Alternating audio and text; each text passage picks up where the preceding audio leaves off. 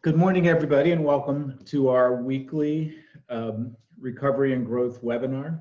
Our purpose for these webinars, which are open to both members and non-members, is to really keep providing updates on the legal and regulatory framework, which, as we all know, is changing every day. And we now have the back-to-school challenge facing employers. But it's also really a chance to discuss all aspects of our people processes.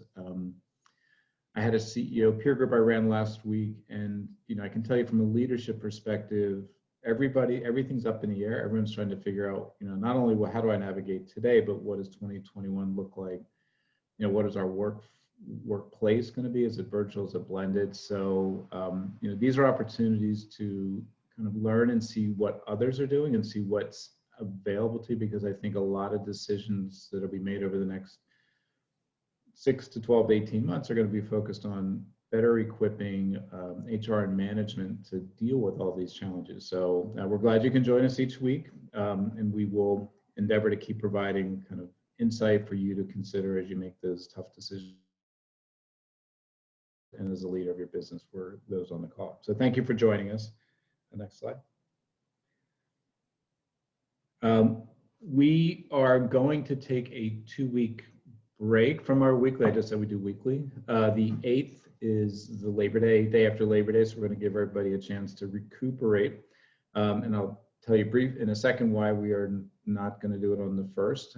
And then we'll restart this on the 15th. So look for some emails coming out in advance of that. We're just accumulating our topics for September and October right now, so we'll provide more information. But again, hope you can join us. I think it's we've enjoyed hosting these, and we look forward to continuing these through at least through the rest of this year.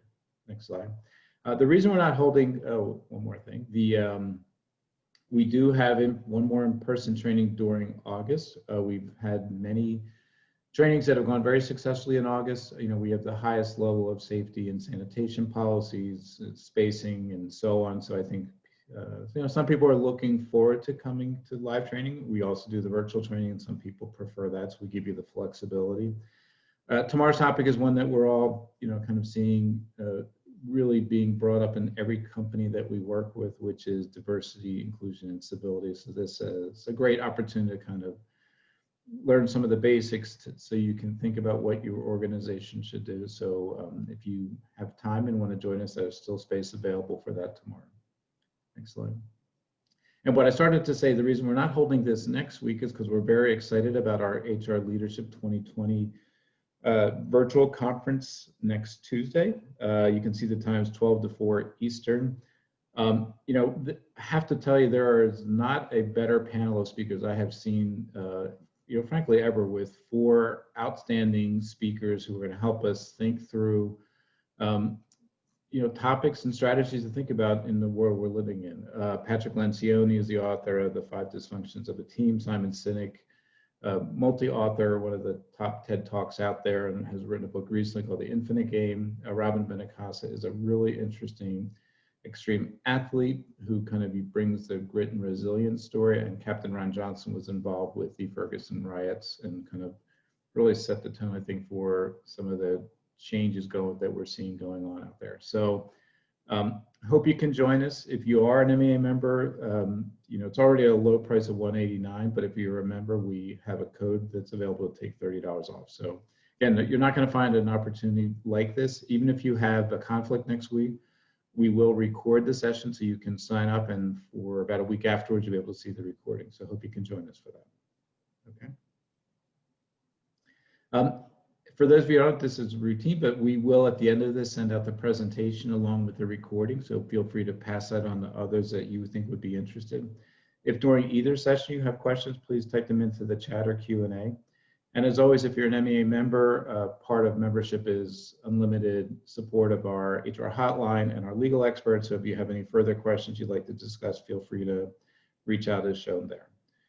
So our 2 topics for today that are really, I think very critical is technology as enabling HR. We should really think about it this way, that everything we do as an HR professional and people process has to be reconsidered in light of the changing workplace, workforce. And we now are looking at how can technology help us do that quickly and cost effectively. And we're very pleased to have Sherry Simpson, who's the HR program manager from our partner Paylocity, who will speak to that today. And then, as always, we'll have Amy McAndrew, who is back from vacation, joining us for the legal update. So with that, let me turn it over to Sherry. Kevin, thank you so much. I'm going to go ahead and share my screen here. Just confirm that everybody can see that okay. Wonderful. As Kevin said, I'm an HR program manager at Paylocity. I've been there since 2017, but a little bit about my background. I have about 13 years experience as an HR professional in training and development, payroll and benefits, administration, employee relations, talent acquisitions, kind of a jack of all trades.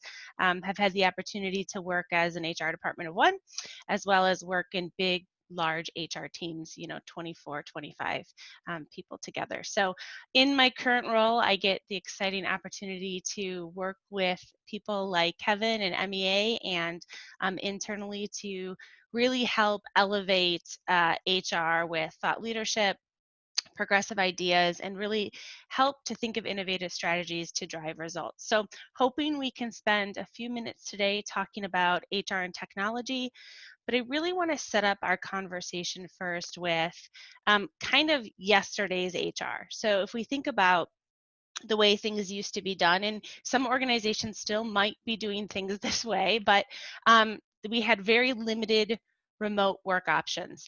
I think about the flexibility that we have now compared to them. Recognitions were usually physical awards. Some of you might be doing still the crystal organization recommendation for your work anniversaries. Instructor-led training, right? Training used to be butts in seats.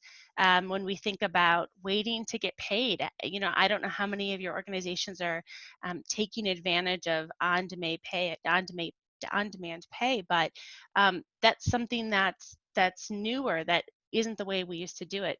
Communications, bulletin boards, stationary time clocks, paper, anything, right? So if we think about the way of life, was yesterday's HR was very analog. Even consumers, I think about the way that I consume music now, right? So there was 8 tracks and records and CD players, and now the idea of even going out to buy a CD is archaic, right? You get all of your media through your phone, and it's quick. And I think about things like Siri, where you can say, like, hey, what's playing this song? The technology has definitely advanced, not only from an HR space, but in the consumer space. And so we're really heading towards a direction of more of an on-demand environment. We were heading that direction before the pandemic, but a lot has changed in the way we work. And so I don't think that momentum is going to stop anytime soon. If you think about how everything has gone virtual, online school, I have a college age kid and a high schooler that are in the basement right now doing their own learning. And so it's navigating that new normal with virtual everything. Online everything, right? You can consume not only content, you can meet with your doctor, you can have one of our employees shared a story about how her daughter was doing an orthodontia appointment, and what an experience that was to hold the phone close to your mouth, let the doctor see it. And so everything is changing in the way we interact and we think about connecting with people. SHRM recently did a study in April, and 2 in 3 employers say that maintaining employee morale is a challenge in this new environment. And I think about that with the idea of life has changed, and really, how do we think about making that change between employee and employer, and using things like technology to do that. And so the new normal looks like everything that could possibly move to virtual has been made virtual. Kevin, you just shared about your conference coming up, and that's virtual, right? This meeting's virtual. Paylocity is even doing our big employee client conference all virtual this year. And Online, it isn't certainly not new, but more and more companies are figuring out how to quickly move that idea to work online or to have online-ish experiences. Um, think about businesses whose value proposition was in person, and they're having to figure out how to let you order online, potentially pick up at a curbside. And for those who weren't comfortable before buying things online, now they really have no choice. So I think about my own parents, they were really reluctant to use something like a Peapod or an Amazon Fresh to order their groceries because they couldn't see the produce, right? How are they supposed to trust somebody else to pick out their produce? But it's not a new concept, but many hadn't quite made that leap yet. And now, because of our current environment, they really have no choice. Yet, they're understanding how easy it was, and they're definitely going to stay using those resources. Um, People still want to connect, though, especially now when they're alone. So it's important for us to think about how we can not have this work-life balance model anymore, but really focus on work and life being fully integrated. I'm going to share an example towards the end of the deck here about where that really comes to life. But I think as we make the transition as HR and business professionals, it really leads us to a point where we have to start reevaluating everything. Everything that was kind of the old normal, we need to rethink about it. So let's start with time punching, right? When you are working health and safety for the future and reducing the spread of COVID and social distancing, one of the simplest things you might be evaluating is how do I let people clock in and clock out? So now you're seeing time clocks that have biometric scanning. They can take your temperature. You're utilizing tools like geofencing so that employees can punch in and out on their mobile devices without having to use a shared device. Think about onboarding and orientation. So at Paylocity, we used to do an on-site and a remote orientation every 2 weeks. When COVID hit, we switched to fully remote.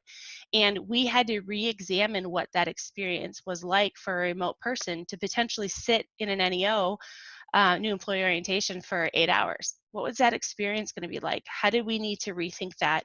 Was that really a part of our culture? Communication has changed or needs to change. We'll talk about that a little bit more. But think about either your cadence of communication that you might be thinking about differently now, your method of communication, what you're communicating. Performance management, right? So with a large portion of employees now going remote, some of those being hourly employees, how are you thinking about managing performance? Before you could walk by a desk, potentially, you could see what somebody was doing, you could have those water cooler conversations, but it's different now, right? We need to be more intentional, and using technology can help us do that, I think, in a lot of areas. Your employee value proposition and marketing. How are you marketing yourself? One of the things that you were talking about, Kevin, earlier is about learning more about diversity and equality and equity. And those things now are important, even more important than they were before. And so thinking about what's your employee value proposition? How are you communicating externally? What is the technology you're using, website, your job postings, that are communicating who you are? And then you think about your benefits offerings. That could change a lot too. Something that we're exploring is how do we support back to school, right? Is there resources that are not part of our benefit offering that should be, so that we can really help employees be successful in this new normal? And so some of the things I want to talk about are how you're going to communicate often, how you can connect differently, how we can listen more, how to be human, and really leveraging the right tools. I think leveraging technology is more important than ever. In a lot of ways now, technology is the only option in many instances to stay connected to your employees and help drive your business forward. So we'll start with communication. So this slide might seem like a no-brainer. Of course, you should communicate more in a crisis.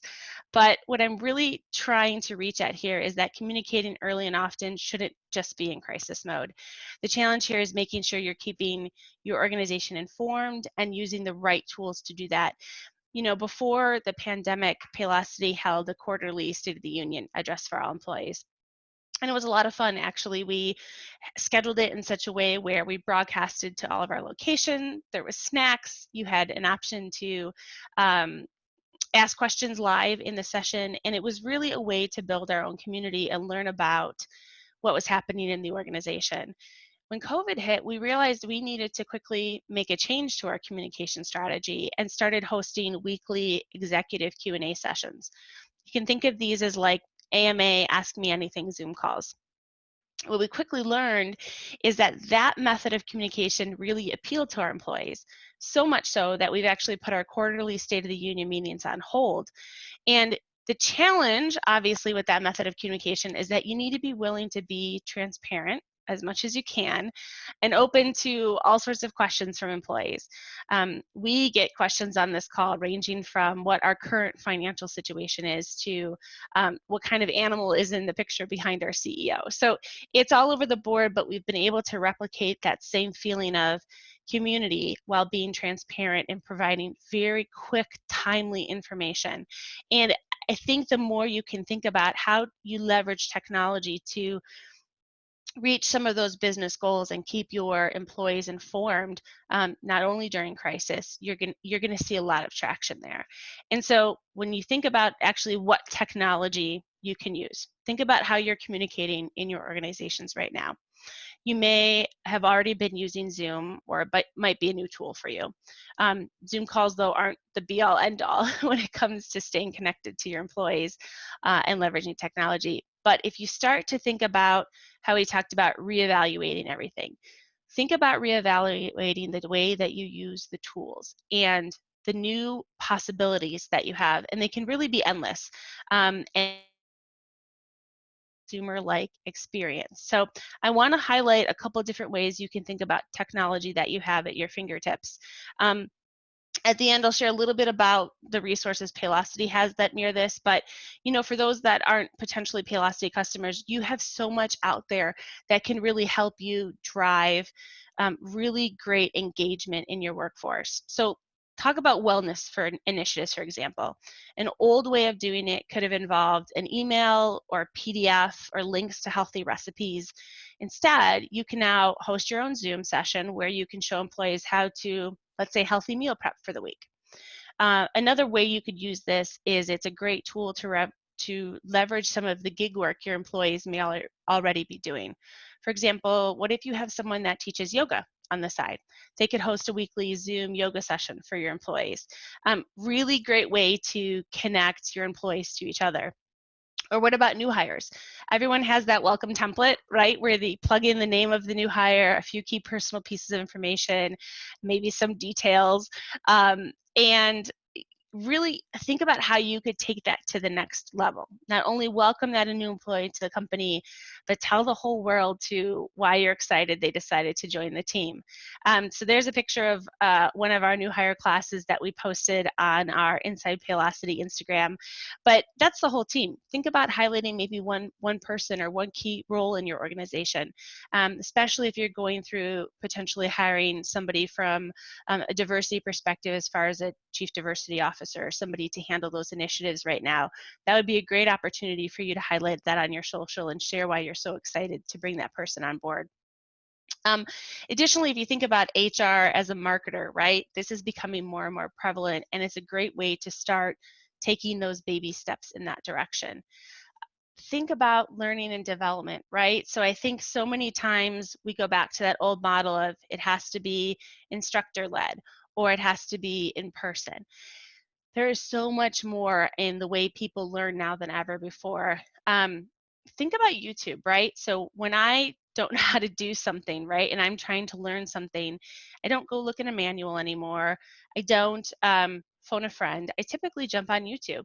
And in 2 or 3 minutes, I have been able to upskill myself in something that I didn't know before. And so think about leveraging all these different tools that you have already to go and drive some of those initiatives that you're trying to accomplish in your organizations. Maybe it's communication.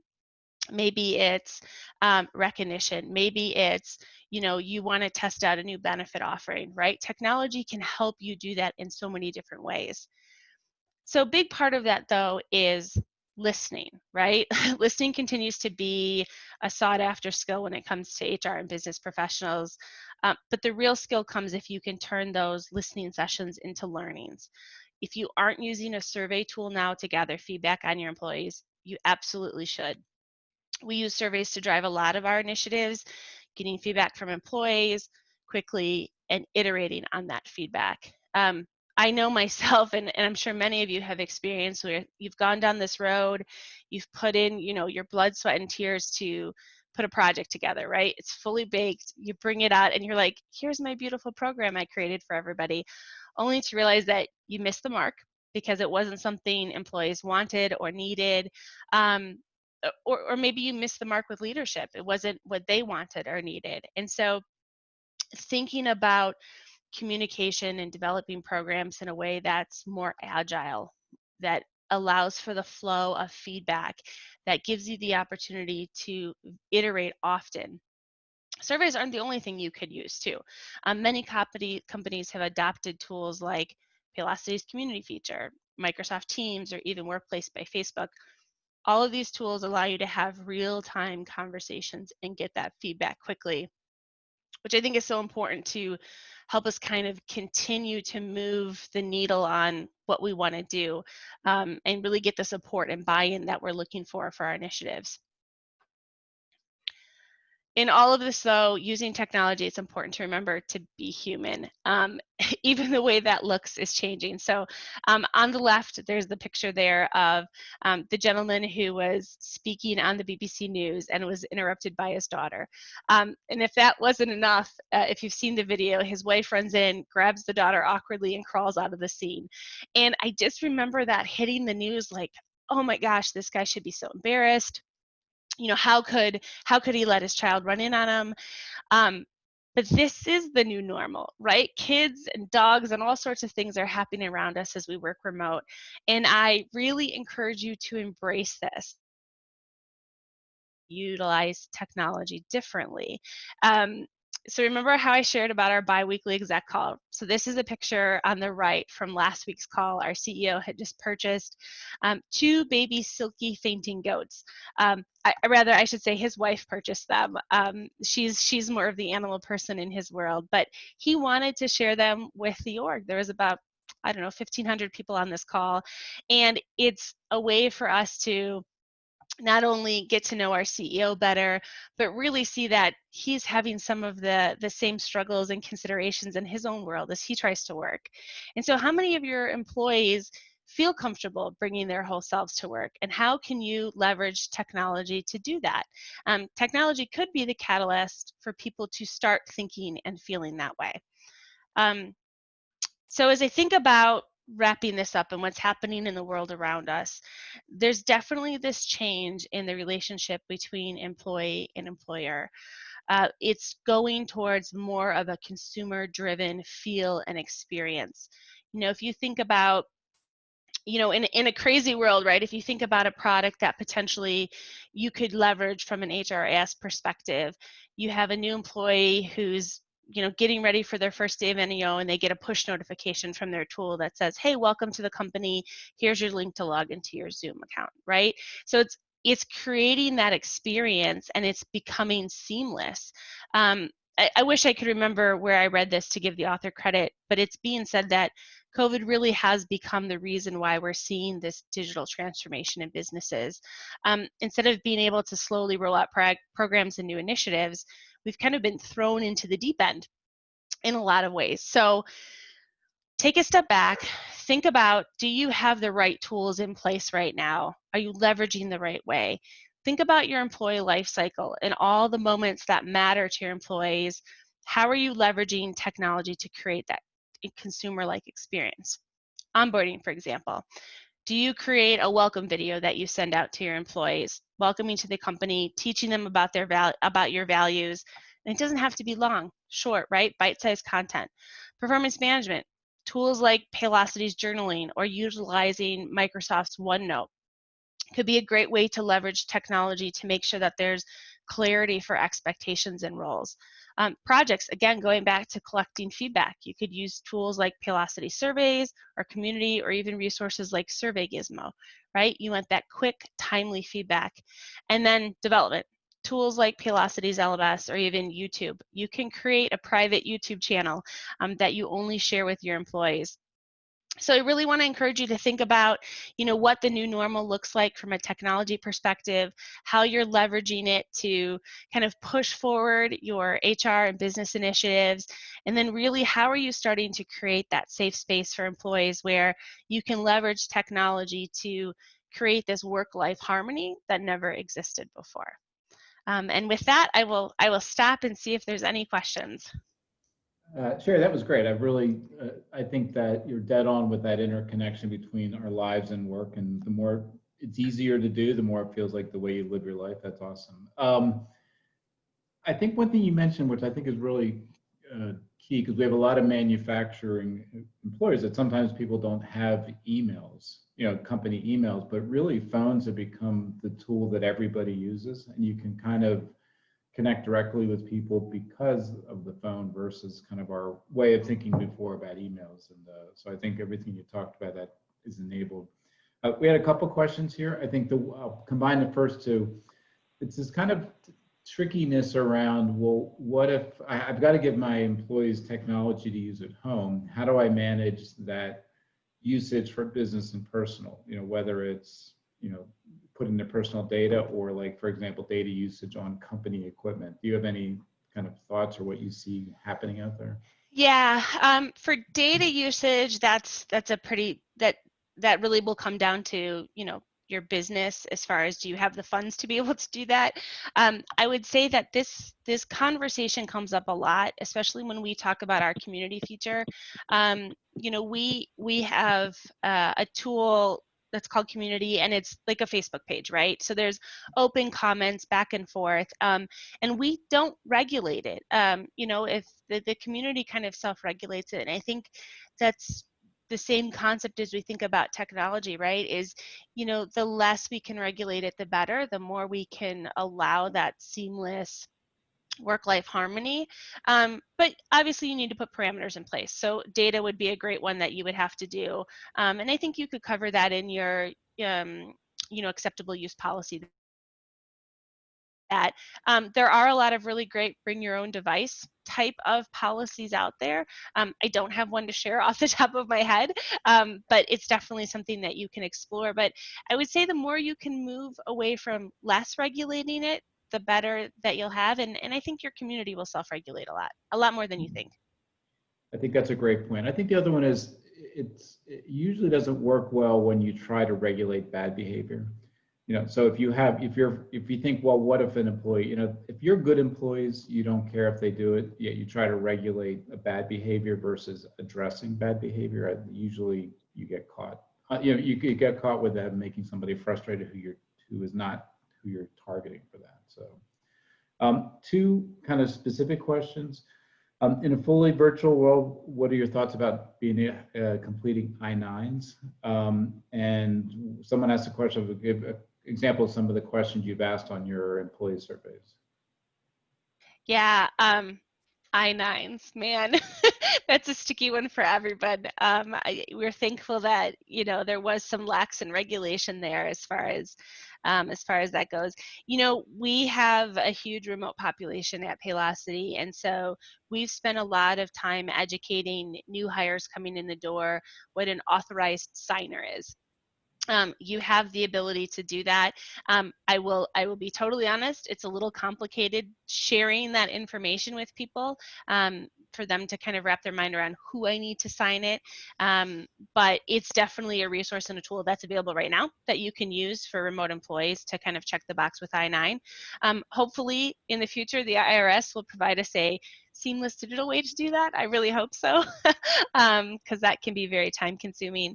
And then what was the second question, Kevin, again? You had mentioned a lot of doing employee surveys. Like someone said, what are some of the questions you've asked in the past?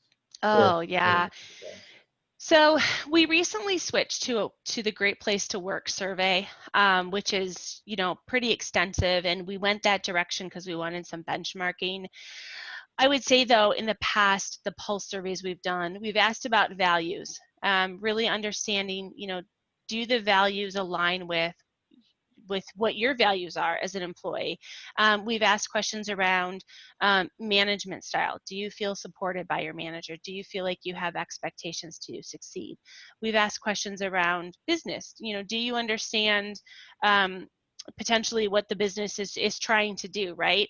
I think the more you can not overthink your questions and not try to phrase them in a way that sets them up for the answer you want, definitely you can be more successful. To that person specifically, if you want to reach out, I can give you some more specific examples if that would help.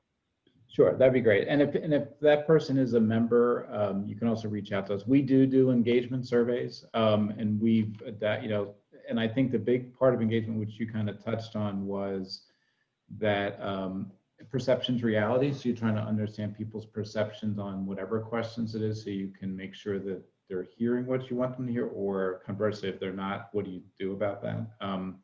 We've also modified to include diversity and inclusion as a part of an engagement survey. But I think, especially with the virtual world, everyone should really think about, how am I gathering that information in a very data-driven way, because otherwise we tend to rely on very ad hoc or subjective comments versus kind of seeing what the whole thing's. Yeah, the other thing I would add to that too, Kevin, is when you're doing your survey, I love that you brought up the diversity aspect. Make sure you're slicing your data in a way where you can see that. How your diverse population is responding to your questions. It's definitely a valuable piece of data right now. Yeah, and you want to totally have the ability to see lots of different views of the data, whether it's by location or by generation or by tenure, because all that provides meaningful information. Well, Sherry, thank you so much. As we mentioned, Paylocity is a strategic partner of MEA. And for those of you that are MEA members or others, because of our strong relationship with them, our members receive a 30% discount on all their services. So if you would like to learn more about Paylocity, as you can see, the direction with them has been very driven down to the HRIS as well as payroll side, and they're been a fantastic partner, and a lot of our members are very happy. So if you like more information, please feel free to reach out to us. So with that, I'm going to turn it over to Amy to give us a legal update. Thanks, Kevin and Sherry. That was great. Thank you so much. All right, so I'm happy to be able to handle a non-COVID related legal update. You may or may not have heard in the last few weeks, the Department of Labor revised their FMLA forms. And this is not COVID related specifically, but there are some on the DOL's website. We're putting them into member tools for our members, and we will link in the email that we send out after this presentation. We will give you links so you have them. So the three new forms are the Notice of Rights and Responsibilities, the Designation Notice, and the Medical Certifications. Keep in mind that your posting that you have to put up, your FMLA posting that you have to put up in your workplace, if you're covered by FMLA as an employer, that has not changed. Could change in the future, but as of right now, it has not changed. And I'm sure that's at least partially a nod to the fact that we're not all in our physical locations, and we can't be putting up postings necessarily, or there may not be anyone there to see them. So, but the idea behind the revisions, not to change any substantive benefits, not to change really anything with regard to how FMLA is implemented, but it is intended to make the forms a little bit more clear. I know employers have complained for a lot of years about the forms that they don't give enough information. So trying to give a little bit more information, give more direction to the healthcare providers, and provide more information ultimately to the employers. Keep in mind that you do not have to use the Department of Labor's model forms, but I highly recommend that you do. There's no reason to recreate the wheel. I've seen companies try to take the DOL's forms and create their own forms, and you're really just creating more work for yourself than you need to. So I would say use these DOL forms. Especially if you've been using the old ones, scrap those now, start using the new ones. Keep in mind, if you have someone who has given you a certification under the old form, even if it's been in the last few weeks since the new forms have been enforced, you can't ask them now to fill out a new certification. Now, there might be a different situation. Maybe they are recertifying, but if you can't just ask them to replace their old certification information with a new certification, okay? So these are some of the changes on the certification form in particular. Additional information about when follow-up information may be obtained from the healthcare providers. I know that's always a question that a lot of employers have, that, you know, we don't feel like we have enough information on this certification form. When can we ask for new information or more information? So the certification form includes that. They are reorganized. And again, I think a lot of employers complained about the old forms, and DOL finally heard them. So to reorganize with the idea of efficiency, helping you determine whether or not a condition qualifies as a serious health condition. Another big plus, allowing for electronic signature, so contactless completion and transmission of the forms, which is great, especially in COVID times. And also allows the employee, they don't have to physically go to their healthcare provider to drop off the form, to pick up the form, allows for more flexibility there, because I'm sure any of you who have dealt with FMLA know that healthcare providers not always quick about returning this stuff around. So the quicker you can get them the form, the easier it is for them to return them to the employee, the better off you are. And the certification on serious health condition, for the employee's own serious health condition, ask the healthcare provider to describe at least one essential job function the employee is unable to perform, which means you're going to have to give them either a list of essential job functions or a copy of the job description. So if you have any questions, if you're a member, about implementing the new forms, give us a call or send us an email on hotline. We're happy to talk you through that. All right, now I'm going to turn to another big topic that I know was addressed a little bit by Sherry. We talked a couple of weeks ago, we had a great webinar talking about back to school and some of the challenges, and all of our members are really drilling down on this as start of school is quickly approaching in this part of the country. It's already started in some other parts of the country. So I wanted to address some of the FAQs we're getting around FFCRA, the Families First Coronavirus Response Act. Now, keep in mind, FFCRA applies to employers with 500 employees or less.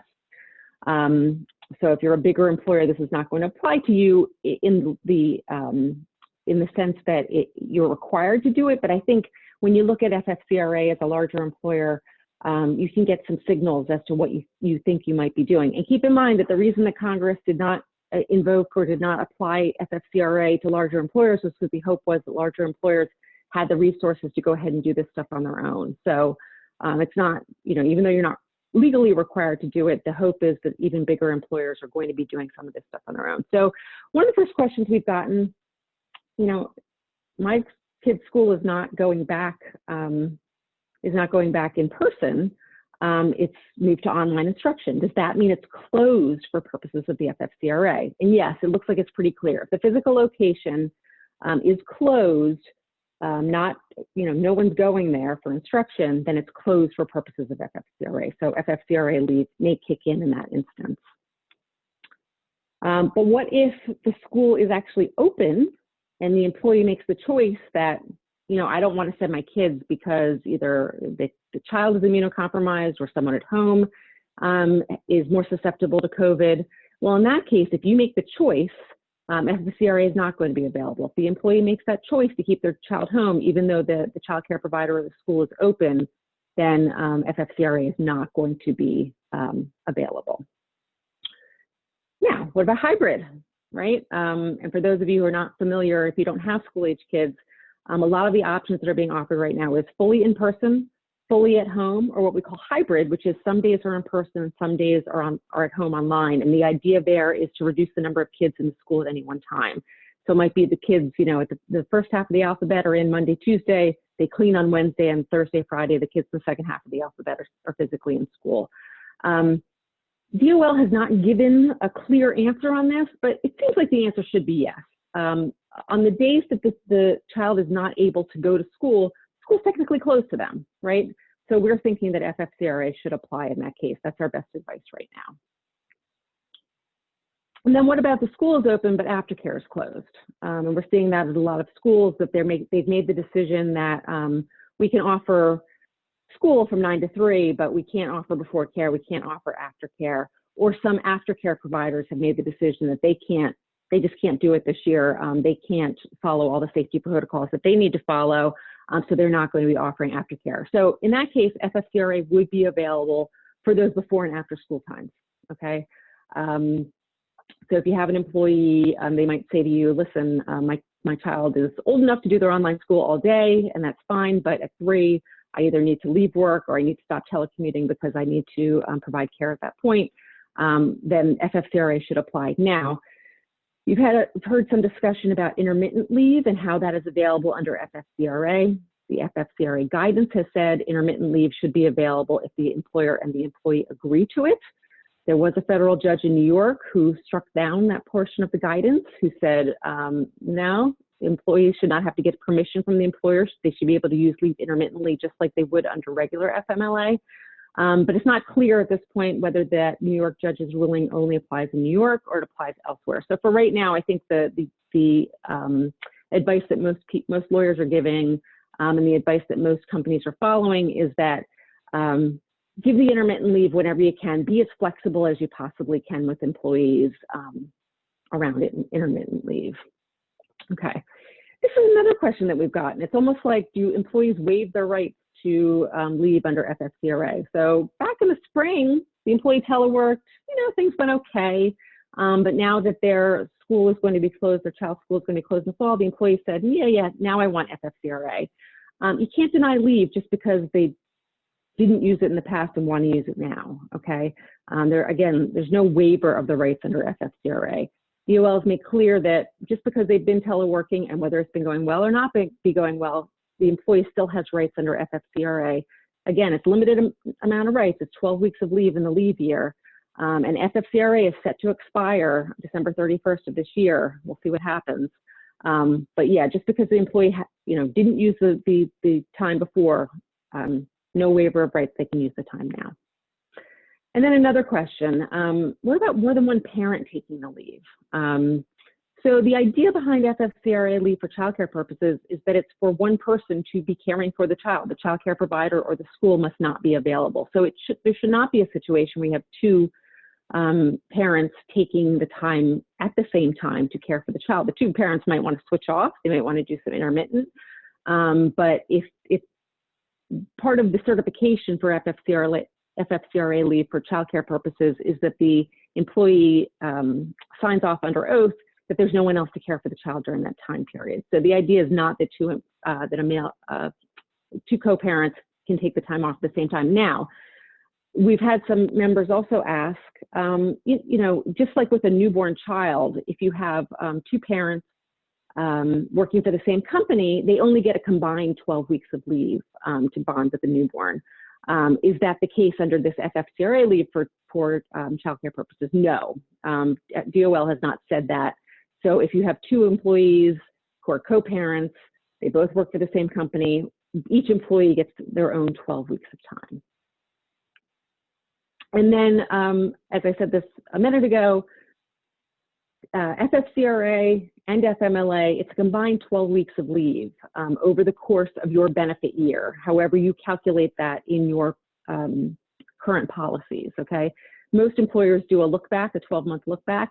So if you had an employee who back in January burned through 4, 6, 8, 12 weeks of FMLA, that's going to affect what they might be have available to them under FFCRA. So keep that in mind as well. All right, so those are what I wanted to cover today. Kevin, do we have any questions? Just a couple. Let's see. So the question was, does the FFCRA apply if an employer is offering fully flex remote work? Well, the idea is that the employee needs to be unable to telework.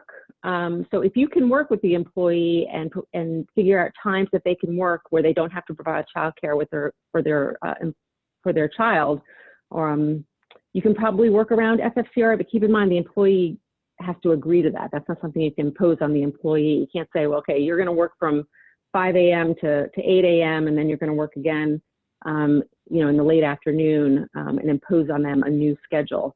If the employee can get their work done, and again, keep in mind there's an exempt, non-exempt piece here too, but if the employee can get their work done without taking time off under FFCRA, then yeah, you can make that decision. But I also want to keep in mind that if you think your employees have been stressed up to this point, there's no bigger stress coming than what's going to come in September for working parents, where both parents are working. So I definitely encourage employers to be as flexible as they possibly can to work with their employees. And I've said this before, the option is to deny the leave, and either you terminate the employee or the employee quits. And at that point, walking out your door is someone who you've spent a lot of time, energy, and money training to perform their job. And it's probably not an expense you want to undertake right now to recruit someone new and train them for the position. So related to that, what are you seeing people do with employees that do have to come to work? What type of accommodations are they making when there is a physical requirement? Yeah, it's really tough. I think employers have to get a little bit creative right now. You can either give, flexibility around when employees work, where employees work, or try to help them with their childcare needs. And how can you help them with their childcare needs? You might try to connect employees so they can share some childcare responsibilities. Maybe some employees can pool and create. I know some employees are creating pods. Or some parents are creating pods. We have 5 families that get together and they facilitate school. And you could say those families could switch off maybe, right? So on Monday, I take 5 kids into my house and I facilitate school for them. If they're all in the same grade, they all go to the same school. And then the next day, one of the other parents does it, and the next day and the next day. And maybe you can help connect your workers so that they can do that. Or maybe you can provide some sort of subsidy for childcare, but it's a problem. And especially the employees who need to be physically at work and don't have a lot of flexibility about when or where their work can be performed. Yeah, and I mentioned we did a CEO meeting last week, and I'm thinking back on that. One of the companies was switching their schedule to kind of have a shift that was more off, so that 2 parents could switch up the time, if they had the ability to not have the same 8 to 5 time. Another idea would be, it's treated like hazard pay and provide extra compensation during this short period so that it's easier for somebody on a production line to find a childcare solution or something like that. So again, I think your point is well taken. We have employees that they're coming to work, they're doing the best they can. They've got this incredible stress with kids right now because it's so uncertain. And like you said, if looking to find a way, I think when you do things like that, you have an employee forever because you've helped them solve a problem. Versus, like you're saying, if you stick with the strict guidelines, people remember that stuff. I just had a couple questions come in. Let me see.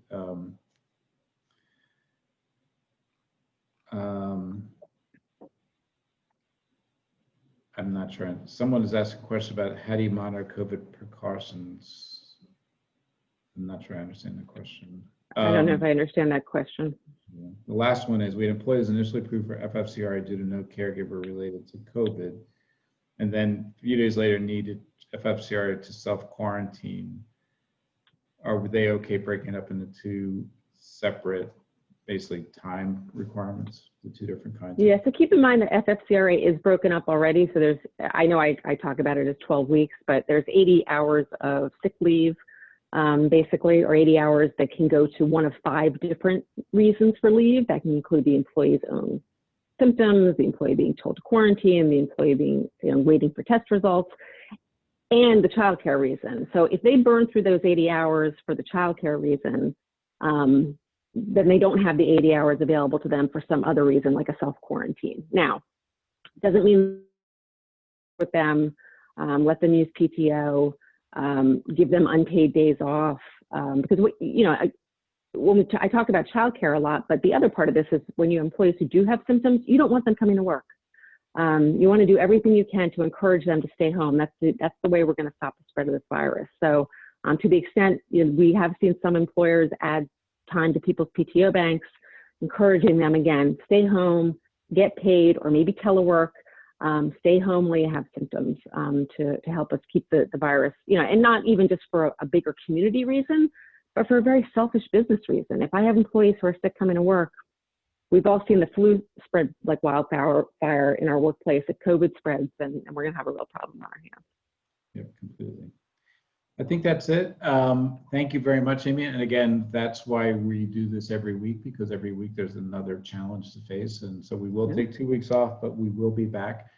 I just want to also let everyone know, if you can save the date, on October 30th, we'll be doing our Total Reward Summit, which again, very consistent with what we talked about. We'll be looking forward towards 2021 and kind of seeing how things are changing, not only from a healthcare perspective, but from compensation, culture and why culture is important in the new normal, as well as some things we're talking about, which are these non-health insurance benefits, or you can call them HR policies, but family leave and things like this, because this is for many people, this is going to be much more important than even things like retirement for the next year or so. And so we'll have a panel of HR experts talk about what they're doing. So again, that'll be coming up. More information will be coming out shortly, but if you can put a hold on your calendar for the morning of the 30th, that's our next summit.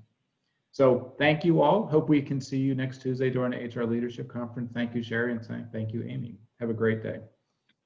Thank you.